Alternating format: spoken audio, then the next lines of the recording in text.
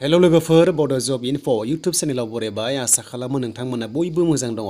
आपकामिं Assam police really 2022 जानो गोनां जेरै कामान्डो पस्टआ 4000 बेनिफ्राय आदार्सआव 2000 गासैखौबो लानानै 6000 भेकेन्सि थागोन बियो फिक्स जाबाय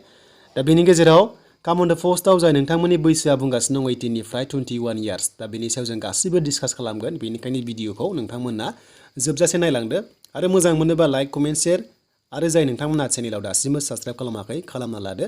बड' जब इनफो इउटुब चेनेलाव नोंथांमोना जेब्लायबो Assam police Indian army SSC नोंथांमोना आपडेट मोनबाय थायो दानिया नोंथांमोननिफ्राय मोनसे बार कमेन्ट्स फैदों बेनो बैसोआ मानो इसेबां खम होननानै बारायगोन ना बाराया दा नोंथांमोना आं बेखौ साजेस्ट खालामगोन जाहाथे नोंथांमोना गासैबो मटिभेसन जायो आरो नोंथांमोननि जोबोर मोजां चान्स बेनो जाबाय first time Assam police commando direct नोंथांमोनखौ रिलि खालामगोन बेबायदि लाफेराखैमोन जाय सिगाङाव मोन्दोंमोन कामान्डो पस्टआव बिथांमोनाहाय गासैबो माखासे प्रसेसनि गेजेरजोंसो मोन्दोंमोन दा बेनिफ्राय फरायनायखौ सोंदों दा फरायनाया कामान्डोआव नोंथांमोना एप्लाइ खालामबा अनलि 10 पास जानाय लोगो लोगो नोंथांमोना मेट्रिक पास जानाय लोगो लोगो एप्लाइ खालामनो हायो बेयाव जेबो डिप्ल'मा नाङा नोंथांमोना जायखिजाया 10 पास जादोंब्ला बे पस्टआव एप्लाइखौ खालामनो हागोन दा बेनिफ्राय नोंथांमोना बेखौबो मिथिनांगोन बेयाव हिन्जावफ्रा एप्लाइ खालामनो हागोन ना हाया नाथाय बेयाव हिन्जावफ्रा एप्लाइ खालामनो हानाय नङा बे जाबाय अनलि मेन जागोन बेनिफ्राय आदार्सआव नोंथांमोना एप्लाइ खालामनो हागोन जायफोरा ABUB जेरै जेनेरेलाव जायोमोन थिग बेबायदि प्रसेसआव नोंथांमोना सेम टु सेम एप्लाइ खालामनो हागोन गासैबो क्राइटेरिया सेम थागोन फरायनाय बैसो गासैबो रानिं स्टाइल गासैबो सेम थागोन नाथाय लोगोफोर आसाम पुलिस कामान्डोआव दानिया चेन्ज जाबाय होनना बुंदों आरो बेखौ स्पेसियेल लानाय जागोन जेराव नोंथांमोननि बैसोखौ बुंगासिनो दङ जेनेरेलाव दा नर्मेलाव बुंदों लोगोफोर बेखौ सिएमआसो बुंदों बे अफिसियेलि आपडेट फैयाखै दासिमबो जेराव बुंदों सिएमआ 18 निफ्राय 21 इयार्स होननानै बेखौ दासिमबो आसाम पुलिसनि पेजआव एनाउन्स खालामाखै जे 18 निफ्राय 21 इयार्स जाथारगोन होननानै आरो जाबायानो दे दा जानाय लोगो लोगो नोंथांमोनाथ' मिथिखायोना जायखिजाया गभर्नमेन्ट जबआव आसाम स्टेटआव एसटिफ्रा माखासे एज रिलेक्सेसन थायो होननानै दा बेखौ नायोब्ला नोंथांमोना मोनखागोन थारैनो मोनगोन आसाम पुलिसआव जेरै जों नर्मेलाव मोन्दोंमोन 5 थ' बेखौ लानानै जों मिनिमाम लायोब्लाबो 3 मोनगोन जायफ्रा नोंथांमोना आन्डार 25 इयार्स थ' नोंथांमोना दानिफ्रायनो प्रेक्टिस खालामदो आं नोंथांमोनखौ साजेस्ट खालामगोन बेनो नोंथांमोननि बैसोआ जायफ्रा आन्डार 25 इयार्स थ' नोंथांमोना फाइनालि एप्लाइ खालामनो हानायखौ नुहुरदों मानोना नोंथांमोना एसेब्लाबो मिथिखायो जे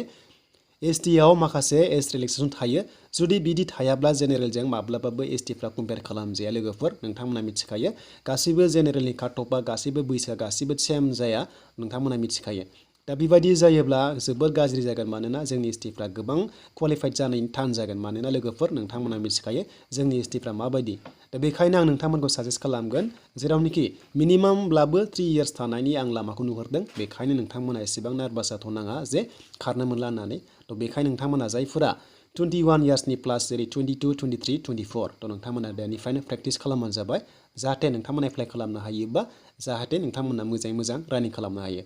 दा बुंखादोंमोन लोगोफोर आसाम पुलिस कामान्डोआ स्पेसियेल जागोन बिराद स्ट्रं जागोन होननानै बेखायनो नोंथांमोननि रानिंआ जोबोर स्पिड जानांगोन जेरै 6 and 100 मिटार्स खारहैयोब्ला नोंथांमोना 5 मिनिट्सनि आन्डाराव एबा 5 मिनिट्सआव नोंथांमोना हाबनो हानाय जाथारनांगोन अब्लासो नोंथांमोननि एडमिट कार्ड फैनायनि चान्सआ दङ नाथाय लोगोफोर ABUB जेनेरेलाव जेरै सेम दं बेबायदिनो थागोन नोंथांमोना जेबो टेनसन लानाङा जायफोरा आसाम पुलिस कामान्डोआव एप्लाइ खालामनो हाया नोंथांमोना जेनेरेल 2000नि पस्टआव एप्लाइखौ खालामनानै लानो हागोन दा नोंथांमोना मिथिखायो जेराव जब ओंखारो आसाम पुलिसआनो जा एसएससिआनो जा लोगोफोर एसटिफ्रा माखासे कनसिडार थायोमोन दा बेखौ लानानै जों नायोब्ला नोंथांमोना निस्सय मोनगोन फाइनालि मोननायनि लामायाव दङ आरो जुदि मोनाब्ला जोबोर अयनाय जागोन मानोना जोंनि एसटिफ्रा माखासे बिथिङावहाय एसे गाहायाव दङ थ' बेखायनो आं नोंथांमोननो बेयाव इनडाइरेक्ट बुंबाय थ' जोंनि एसटिफ्रा गुबुन कास्टजों कम्पेयार खालामजाया एबा हाया थ' बेखायनो लोगोफोर जोंहा बेयाव माखासे एज रिलेक्सेसन थानायनि लामायाव दङ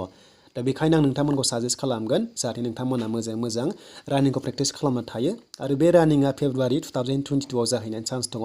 जेब्ला डिसेम्बराव एप्लाइ जागोन नोंथांमोना माखासे टाइम मोनगोन मास मोननै मोनथाम मोनगोन बिनि गेजेराव नोंथांमोना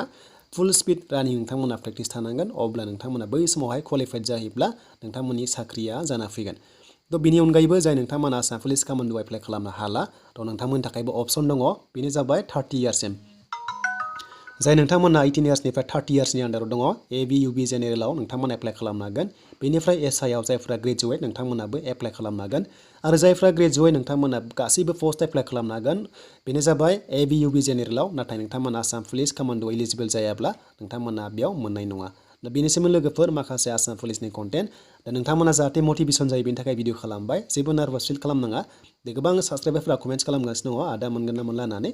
नाथाय दायो जेब्ला अफिसियेल नटिफिकेसन ओंखारा जेबो डिटेल्सआ फैया जास्ट जोङो हमनानैल' लानो हायो जे जोङो खारनो मोनगोन एबा मोना नाथाय बे दासान्दि बुंबाय थानाया जाबाय जेनेरेलसो हमनाय जादों 21 सिम नोंथांमोना बेखौ दायो एसेबां माने क्लियार सानथ'नाङा थ' बेनि सोमोन्दै लोगोफोर आसाम पुलिसनि माखासे कन्टेन्ट